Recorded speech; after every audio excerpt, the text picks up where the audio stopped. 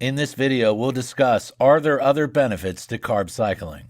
Carb cycling's primary benefit is rapid weight loss. However, there are some other benefits offered by this way of eating that other diets don't provide.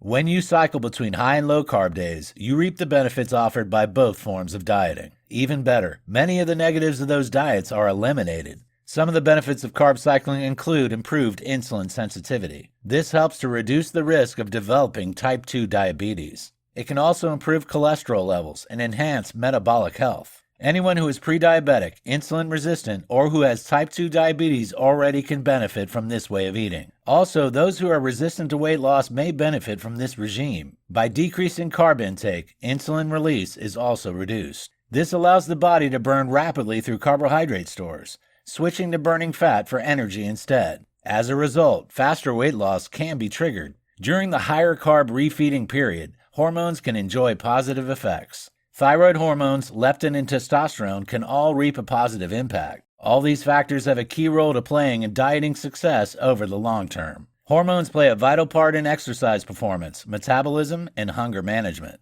Therefore, controlling them more efficiently will ensure better function.